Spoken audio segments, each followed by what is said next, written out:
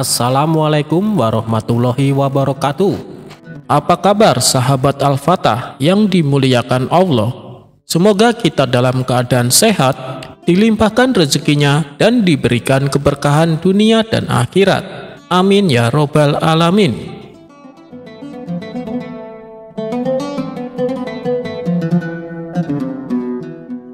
Dikisahkan di suatu daerah di kota Baghdad terdapat sumur angker yang dihuni oleh jin yang jahat. Setiap malam terdengar suara menakutkan dan suara-suara aneh yang berasal dari sumur tersebut. Meskipun demikian, kedalaman sumur tersebut hanya sekitar 1 meter dan tidak ada airnya sama sekali. Namun, karena saking angkernya, sehingga banyak warga sekitar tak berani mendekatinya.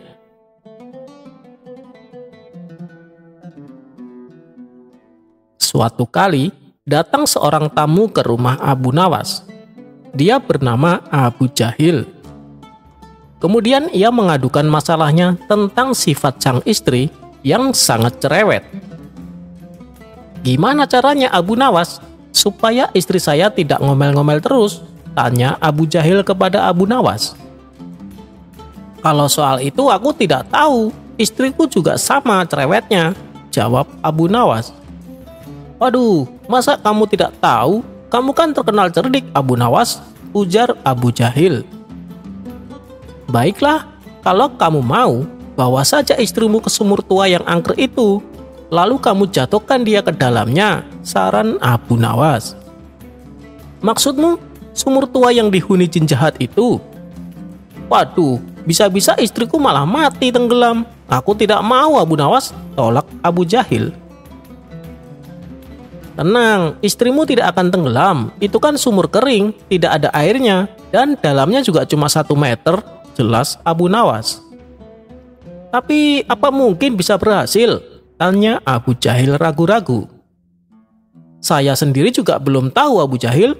Tapi setidaknya istrimu akan bertemu jin jahat itu, dan pasti dia akan ketakutan. Mungkin saja karena rasa takutnya itu, sifat cerewet istrimu akan hilang," balas Abu Nawas. "Baiklah kalau begitu, besok saya akan ajak istriku ke sana," timpal Abu Jahil.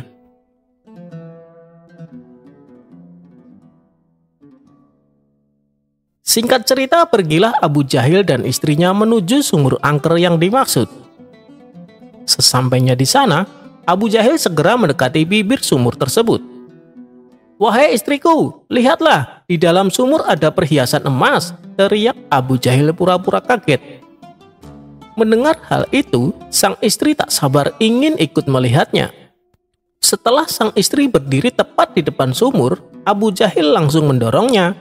Sang istri pun terjatuh ke dalam sumur itu. Bukannya berteriak ketakutan, sang istri malah ngomel terus-terusan tanpa berhenti. "Mana emasnya? Saya tidak melihatnya sama sekali," omel sang istri. Dan ketika jin penghuni sumur mencoba menakuti istri Abu Jahil, ia malah kena semprot omelannya. "Kamu pasti yang menyembunyikan emasnya kan? Cepat berikan padaku. Ayo cepat berikan," hardik istri Abu Jahil. Karena tak kunjung mendapatkan emas, sang istri terus saja mengomel.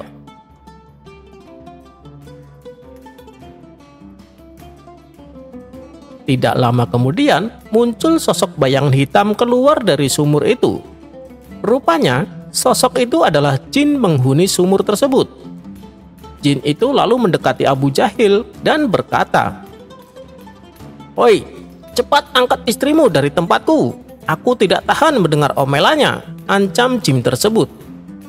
Dengan penuh ketakutan, Abu Jahil langsung mengangkat istrinya dari sumur angker itu.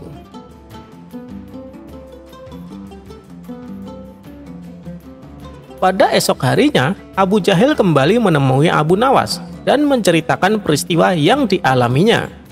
Spontan Abu Nawas tertawa terpingkal-pingkal. "Ternyata istrimu lebih cerewet daripada istriku. Jin saja sampai tidak tahan mendengar omelannya," seloroh Abu Nawas sambil tertawa terpingkal-pingkal.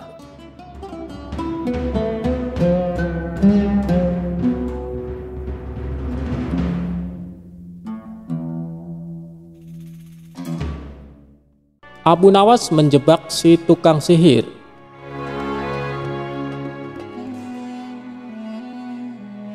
Abu Nawas atau dikenal sebagai Abu Ali Al-Hasan bin Hani Al-Hakimi adalah seorang pujangga Arab. Abu Nawas dilahirkan di kota Ahvaz di negeri Persia. Dengan darah Arab dan Persia mengalir di tubuhnya. Abu Nawas adalah seorang ulama besar yang terkenal dengan kecerdasannya dan dipercaya sebagai wali Allah. Dikisahkan, Abu Nawas mempunyai burung nuri yang sangat lucu, dan Baginda Raja ingin memilikinya. Kalau kau berniat menjualnya, jangan ditawarkan kepada orang lain. Tawarkan saja kepadaku. Berapapun harganya, aku akan membayarnya, ujar Baginda Raja kepada Abu Nawas. Abu Nawas tidak menjawab, dia hanya mengangguk. Tapi dalam hati dia berkata, "Mana mungkin aku menjual burung yang tidak berharga ini kepada Baginda," ucap Abu Nawas dalam hati. Keesokan paginya Abu Nawas datang ke istana. Dia datang dengan membawa burung nuri yang diinginkan Baginda itu. Abu Nawas tidak ingin menjualnya. Dia ingin memberikan cuma-cuma kepada Baginda. Tapi di pintu gerbang istana, 2 orang pengawal menahannya. "Siapa kamu? Ada keperluan apa menghadap Baginda Raja?" hardik kedua pengawal dengan wajah bengis. Rupanya, kedua orang pengawal istana tersebut adalah orang kepercayaan Perdana Menteri Abu Dahi yang selalu ingin mencelakakan Abu Nawas. "Aku hendak menyerahkan burung nuri ini kepada Baginda Raja karena beliau sangat menyukainya," jawab Abu Nawas. "Tinggal saja burung jelek itu di sini, biar aku yang menyerahkan kepada Baginda," ucap salah seorang pengawal. Abu Nawas pun menurut. Dalam situasi seperti ini, dia tidak mungkin melawan. Tapi suatu saat mereka pasti akan menemui perbuatannya. Oleh kedua pengawal kepercayaan Abu Dahi, burung nuri Abu Nawas ditukar dengan burung gereja. Setelah itu diserahkan kepada Baginda Raja. Perdana Menteri Abu Dahi yang melihat kejadian itu tersenyum simpul memuji hasil kerja anak buahnya. Berdebah, gigi Baginda gemetar menahan amarah. Dia merasa terhina oleh perbuatan Abu Nawas. Burung nuri yang diharapkan tapi burung gereja yang dikirimkan. Tanpa menunggu waktu, saat itu juga Baginda mendatangi rumah Abu Nawas. "Abu Nawas, kalau kau keberatan menjual burung nuri kepadaku, aku tidak apa-apa. Tapi jangan kau kirim burung gereja ke istana. Itu suatu penghinaan buatku," kecam Baginda dengan mata memerah menahan amarah. "Begini Baginda," tutur Abu Nawas mencoba meredakan amarah Baginda. "Istana Baginda telah kemasukan 2 orang penyihir yang menjadi penjaga pintu gerbang istana.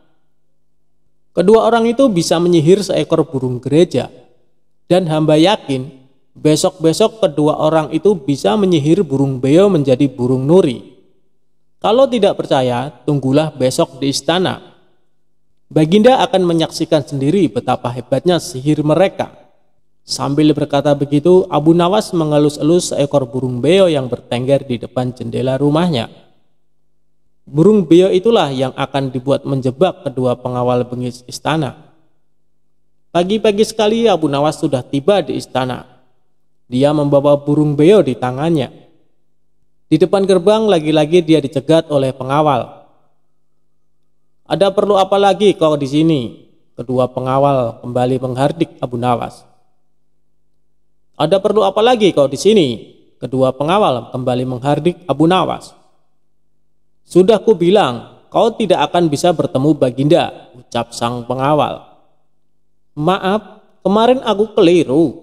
Aku sebenarnya hendak memberikan burung beo ini kepada Baginda Raja, tapi aku keliru mengambilnya.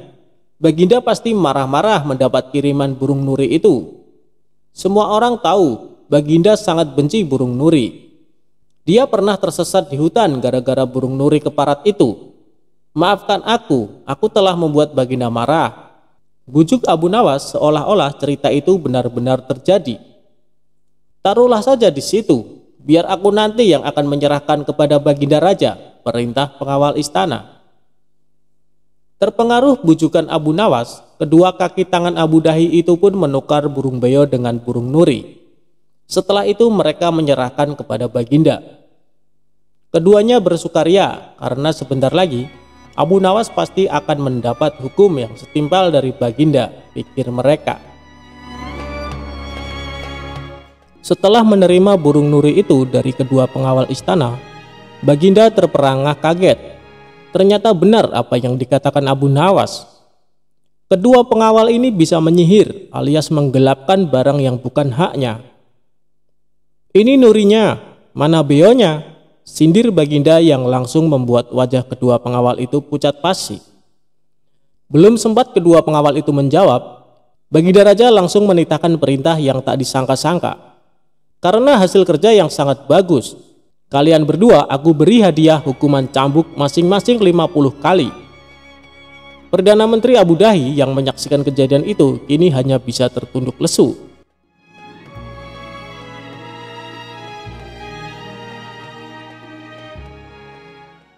Abu Nawas menangkap pencuri dengan tongkat ajaib.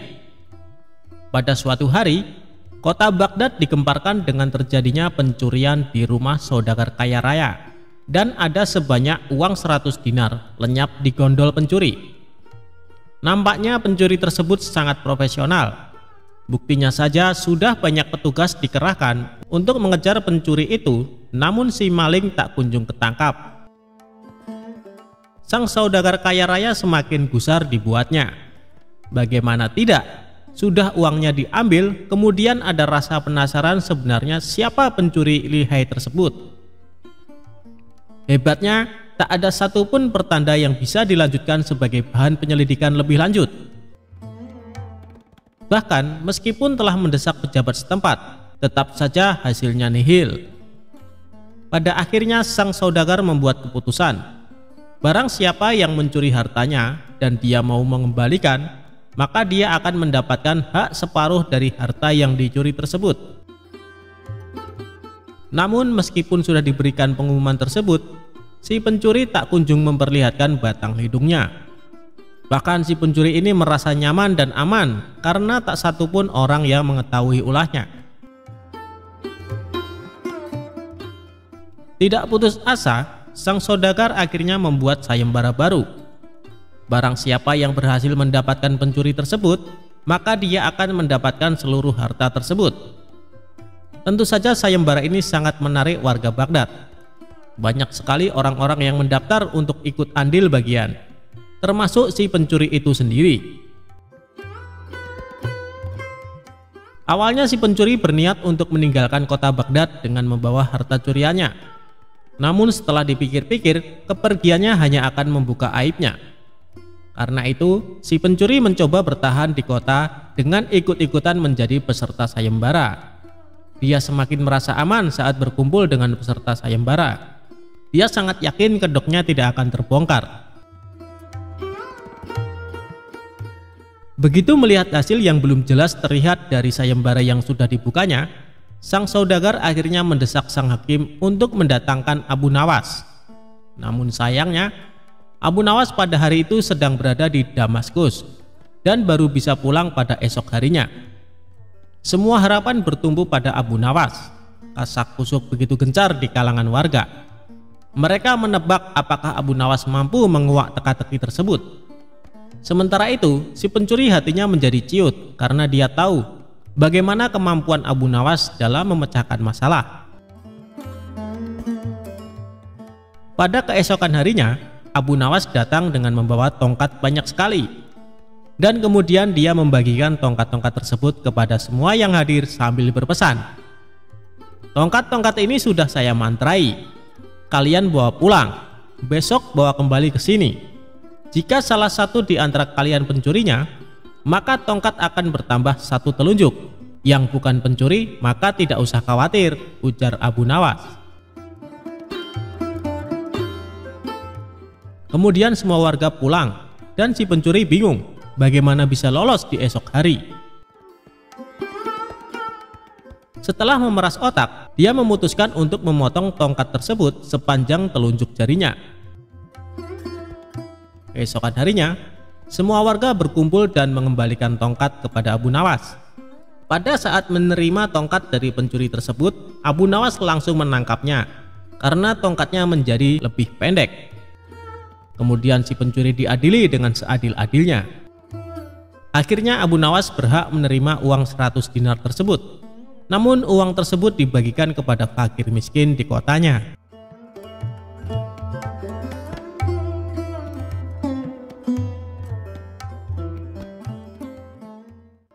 Abu Nawas jual arak.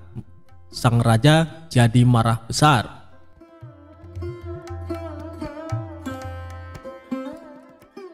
Selalu ada cara yang dilakukan oleh Abu Nawas untuk tidak dimarahi oleh baginda raja.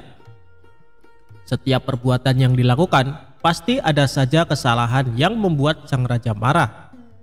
Namun bukan Abu Nawas jika tidak bisa membuat sang raja menjadi marah karena perbuatan Abu Nawas. Abu Nawas sendiri menjadi terkenal karena puisinya yang jenaka dan lucu. Tidak berhubungan dengan tema-tema tradisional seperti tema padang pasir, tetapi juga berbicara tentang kehidupan kota dan menyanyikan kegembiraan meminum anggur, serta cinta dari anak laki-laki muda dengan humor nakal.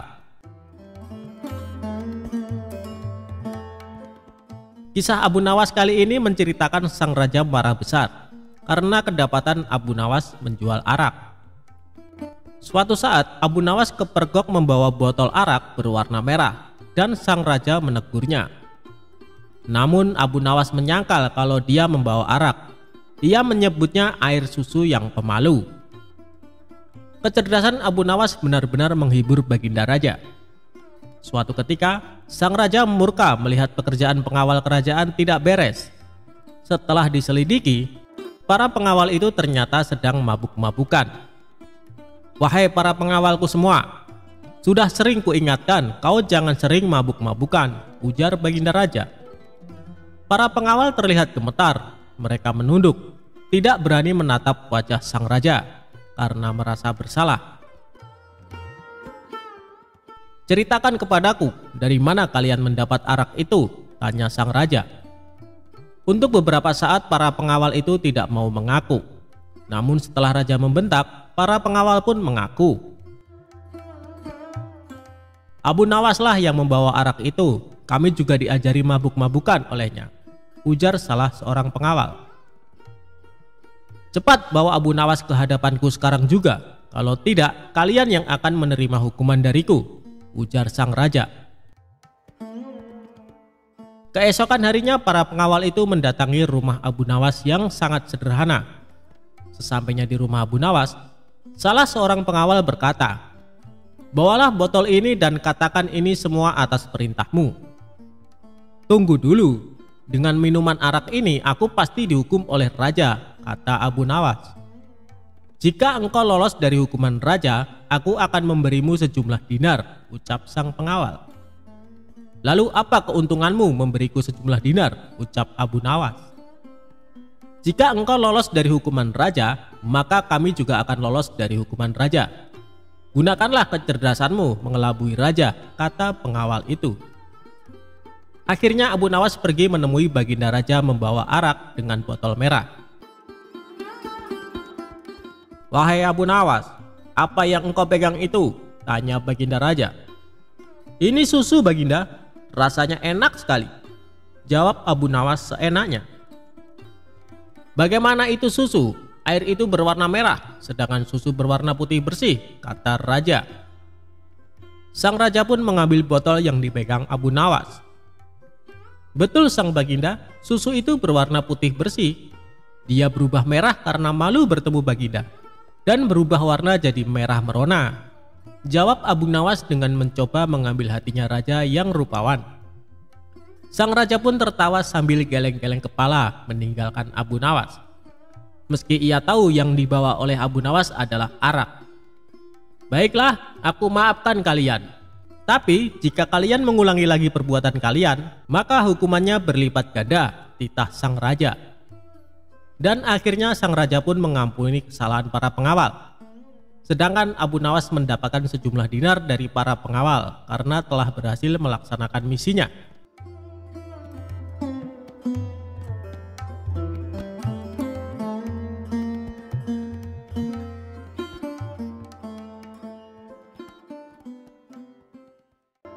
Ketika Abu Nawas disuruh khutbah Jumat.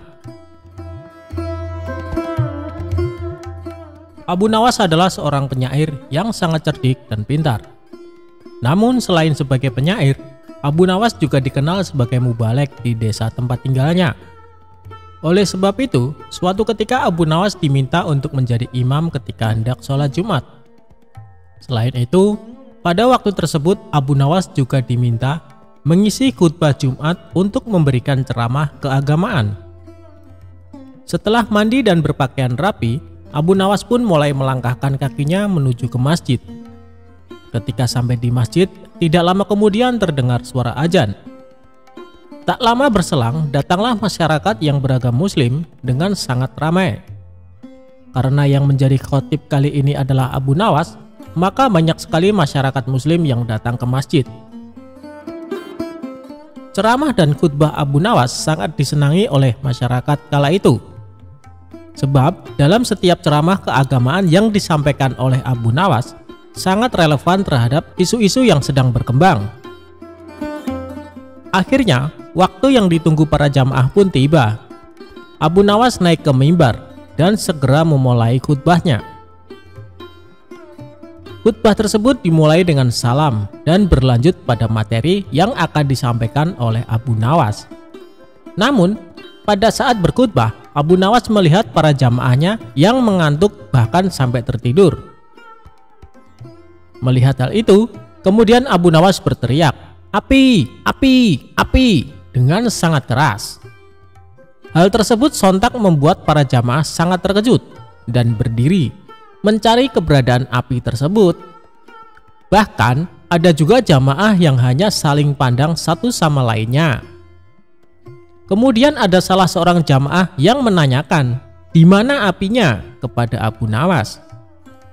Walau ada jamaah yang berkata demikian, tapi Abu Nawas tetap melanjutkan khutbahnya. Kemudian keluarlah perkataan dari Abu Nawas, jika ada api yang dahsyat di neraka bagi mereka yang lalai dalam beribadah. Maksud dari teriakan api, api, api dari Abu Nawas adalah api neraka tersebut. Barang siapa yang lalai dalam beribadah, maka ia akan merasakan panasnya api neraka. Usai melakukan ceramah tentang api neraka, kemudian Abu Nawas menutup khutbahnya dengan lantunan doa-doa. Setelah itu, Abu Nawas memimpin sholat Jumat dengan khusyuk dan diikuti oleh para jamaah. Ketika salat, para jamaah masih teringat dan terngiang-ngiang dengan api neraka yang dikatakan oleh Abu Nawas dalam khutbahnya. Walau awalnya terkesan gagal dalam memberikan ceramah keagamaan karena banyak yang mengantuk dan tertidur, namun sesungguhnya Abu Nawas berhasil membuat para jamaah untuk selalu rajin beribadah. Sebab para jamaah selalu ingat dengan khutbah Abu Nawas, di mana saat itu ia mengatakan, mereka yang malas beribadah akan merasakan panasnya api neraka.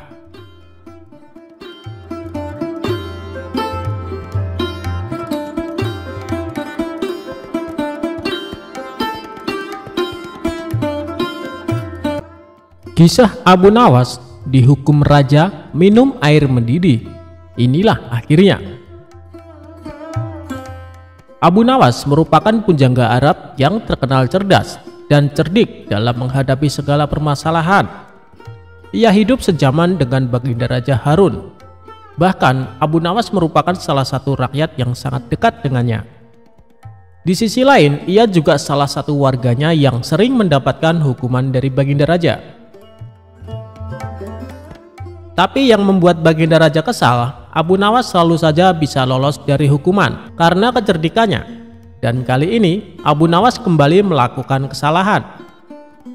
Abu Nawas ketahuan prajurit istana tengah menenggak minuman keras.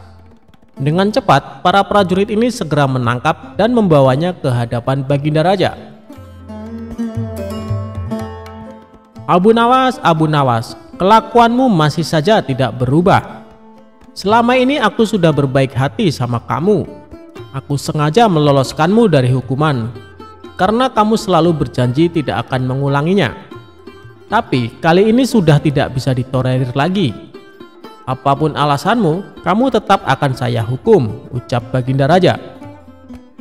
Sementara Abu Nawas hanya terdiam, kepalanya tertunduk tak berani menatap. Kira-kira hukuman apa yang pantas diberikan supaya Abu Nawas kapok dengan perbuatannya? Tanya Baginda Raja kepada penasehat istana. Kemudian penasehat istana mengusulkan, bagaimana kalau Abu Nawas dihukum dengan cara minum air yang mendidih? Ternyata usulan tersebut langsung diterima Baginda Raja. Usulanmu bagus sekali, saya setuju denganmu, kata Baginda Raja. Seketika Abu Nawas langsung pucat, tubuhnya menjadi gemetaran karena sama saja ia akan dihukum mati. Ampun Paduka yang mulia, hamba mohon keringanan hukuman, minta Abu Nawas. Keputusanku sudah bulat Abu Nawas, dan tak bisa ditawar-tawar, balas Baginda Raja. Baiklah Paduka, kalau itu memang sudah keputusan Paduka, saya terima dengan berat hati. Tapi sebelum saya menjalani hukuman, izinkan saya menemui istri dan anak-anak saya untuk berpamitan, ujar Abu Nawas. Sejenak Baginda Raja terdiam. Ia heran dengan kata-kata Abu Nawas yang berpamitan. Maksudnya bagaimana Abu Nawas? Tanya Baginda Raja merasa heran. Begini Paduka, apabila air mendidih masuk ke dalam perut, bukan hanya lidah dan bibir saja yang akan melepuh, tapi semua organ tubuh di dalamnya juga ikut melepuh. Tidak menutup kemungkinan saya akan mati saat itu juga, jelas Abu Nawas. Baginda Raja pun terkejut, ia tak menyadari akan hal itu. Kasihan juga Abu Nawas, tapi masa saya harus menarik kembali ucapan saya? Itu tidak mungkin. Martabat saya sebagai raja akan jatuh, pikir Baginda Raja. Baiklah Abu Nawas, saya penuhi permintaanmu. Sekarang juga kamu pulang, tapi besok kamu harus sudah ada di sini, titah Baginda Raja. Abu Nawas pun lalu pamit pulang. Sesampainya di rumah, Abu Nawas memberitahu istri dan anak-anaknya tentang hukuman yang akan dijalani. Mengapa Baginda Raja sekejam itu? Kata istrinya tak terima. Sudahlah wahai istriku, bila memang ini sudah takdirku untuk mati, saya harap kamu dan anak-anak mengikhlaskan kepergianku, tutur Abu Nawas. Mereka lalu menangis sambil berpelukan erat. Malam pun semakin larut. Abu Nawas masih belum dapat memejamkan mata. Ia terus meratapi nasib yang tengah dihadapinya. Namun ia terus mencari cara bagaimana supaya bisa lolos dari hukuman Baginda Raja. Saat Abu Nawas sedang memutar otaknya, tiba-tiba rasa lapar mulai menghinggap. Wahai istriku, adakah makanan yang tersisa untukku? Tanya Abu Nawas. Saya sudah menyiapkan sop panas di atas meja, tapi sepertinya sekarang sudah dingin, jawab sang istri. Sudah dingin? Memangnya kapan kamu membuat sopnya? Tanya Abu Nawas kembali. Tadi sewaktu habis Isya, ini kan sudah tengah malam, jadi wajar kalau sopnya sudah dingin, kata sang istri memperjelas. Saat itu terbesitlah di otak Abu Nawas akan ide yang cemerlang. Tapi Abu Nawas sengaja tidak memberitahu istrinya, sebab ia tidak ingin rencananya menjadi berantakan. Setelah menjelang pagi hari, Abu Nawas mengumpulkan para tetangganya, dan ia memberitahu mereka bahwa dirinya akan dihukum mati, dan ia meminta agar para tetangganya ini ikut bersamanya ke istana. Berita mengejutkan ini tentu saja membuat para tetangganya kaget. Ia tak menyangka Baginda Raja bisa sekejam itu. Abu Nawas, kamu kan dekat dengan Baginda Raja, kenapa tidak minta ampun darinya? Tanya mereka. Biarlah, nasi sudah menjadi bubur. Baginda Raja juga tidak akan mencabut ucapannya, terang Abu Nawas. Maka berangkatlah Abu Nawas ke istana dengan didampingi keluarga dan para tetangganya. Melihat kedatangan Abu Nawas bersama orang banyak, Baginda Raja pun bertanya, "Hei Abu Nawas, kenapa kau bawa orang banyak sekali? Apakah kau hendak melawanku?" Dengan ekspresi wajah sedihnya, Abu Nawas menjawab, "Ampun Paduka, Paduka jangan salah paham. Mereka semua adalah tetangga saya Paduka. Mereka ingin melepas kepergian saya." Baginda Raja pun akhirnya tidak keberatan akan hal itu. "Baiklah Abu Nawas, apakah kau siap menjalani hukuman?" tanya Baginda Raja. "Saya siap Paduka, silahkan bawa kemari air mendidihnya," balas Abu Nawas. Lalu beberapa prajurit istana membawakan bejana yang berisi air mendidih ke hadapan Abu Nawas. "Sekarang kamu minum air mendidih itu Abu Nawas," kata Baginda Raja. "Siap Paduka yang mulia, tapi sebelumnya izinkan saya meminta maaf dan berpamitan kepada keluarga saya dan para tetangganya," pinta Abu Nawas. "Oh silakan," ucap Baginda Raja. Abu Nawas pun menghampiri istri dan anak-anaknya. Suara tangis istri dan anak-anak Abu Nawas pun pecah.